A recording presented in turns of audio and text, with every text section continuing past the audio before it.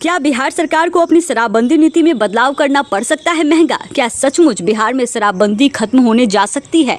पिछले कुछ दिनों से सोशल मीडिया पर एक वीडियो तेजी से वायरल हो रहा है, जिसमें ऐसा दिखाया गया है कि नीतीश कुमार और सम्राट चौधरी शराबबंदी खत्म करने का ऐलान कर सकते हैं। लाखों लोगों ने इस वीडियो को देखा, हजारों लोगों ने बिना जांचे परखे इसे आगे शेयर कर दिया और देखते ही देखते यह वीडियो लोगों के बीच चर्चा का सबसे बड़ा विषय बन गया।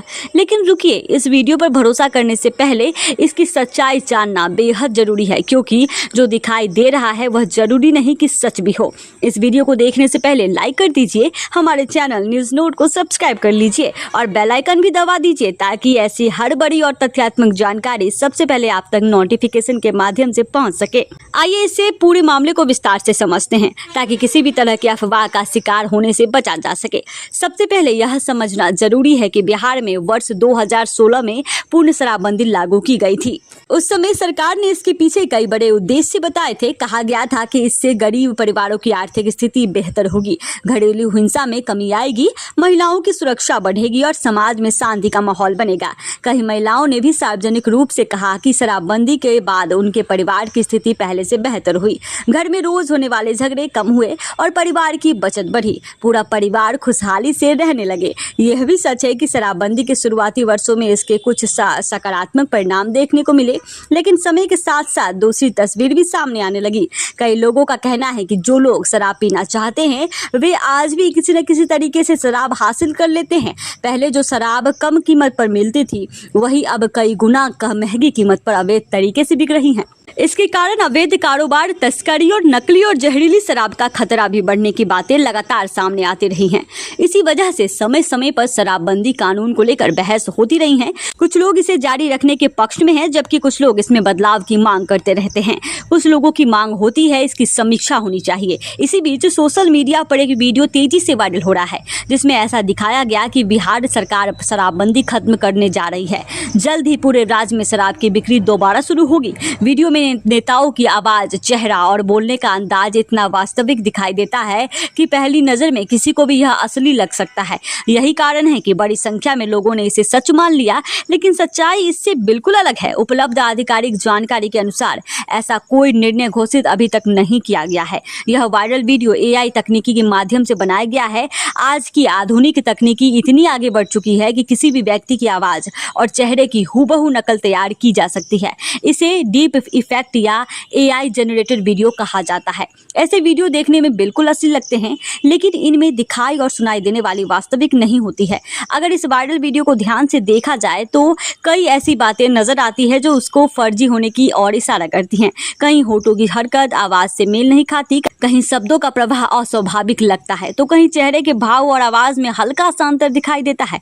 आम दर्शक शायद पहली बार में इसे ना पकड़ पाए, लेकिन विशेषज्ञ ऐसे संकेतों से आसानी से समझ जाते हैं कि वीडियो कृत्रिम तकनीकी से बनाया गया है। आज के दौर में यह समस्या केवल बिहार तक सीमित नहीं है। दुनिया भर में AI की मदद से फर्जी वीडियो, फर्जी ऑडियो और नकली तस्वीरें बनाई जा रही हैं। कई बार बड़े नेताओं, फिल्मी सितारों, खिलाड़ियों और प्रसिद्ध व्यक्तियों के नाम पर झूठे बयान वायरल कर दिए जाते हैं।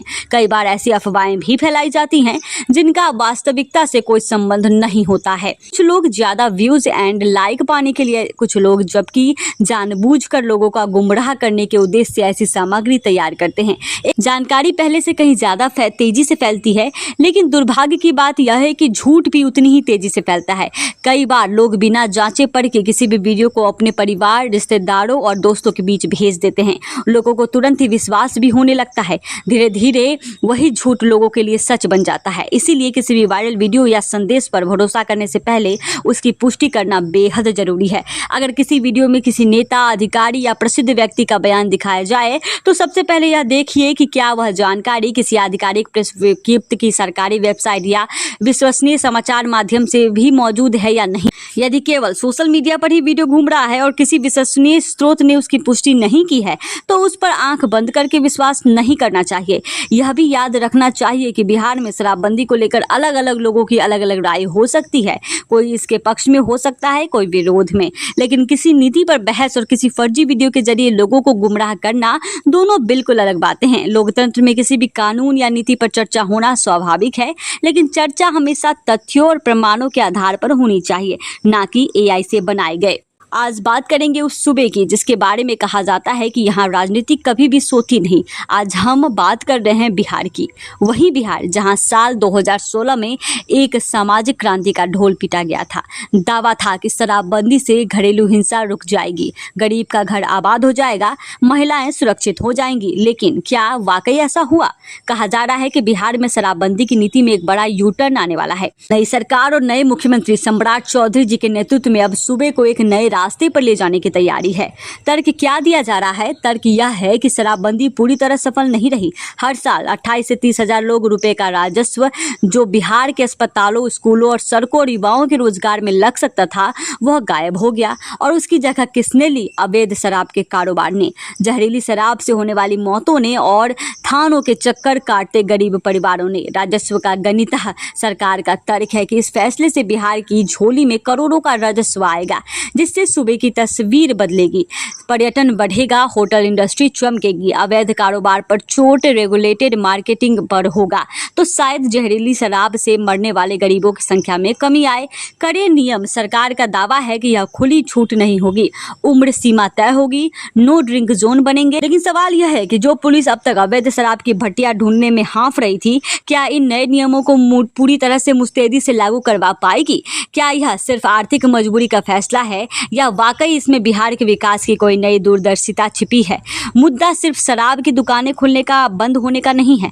मुद्दा यह है कि क्या हमारा समाज इतना परिपक्व हो चुका है कि वह इस बदलाव को संभाल सके। एक तरफ युवाओं के लिए रोजगार और आर्थिक मजबूती की दलील है तो दूसरी तरफ फिर से वही पुराना डर, लत का, परिवारों के टूटने का। सम्राट चौधरी जी की सरकार के सामने चुनौती सिर्फ खजाना भरने की नहीं है, बल्कि बिहार की उस सांस्कृतिक और सामाजिक ताने बाने को बचाए रखने की भी है जो इस तरह के फैसलों से सीधे प्रभावित होते हैं। अब देखना यह होगा कि बिहार की सड़कों पर विकास की नई सुबह आती है या फिर से वही पुरानी चुनौतियां नए रूप में सामने खड़ी हो जाती है।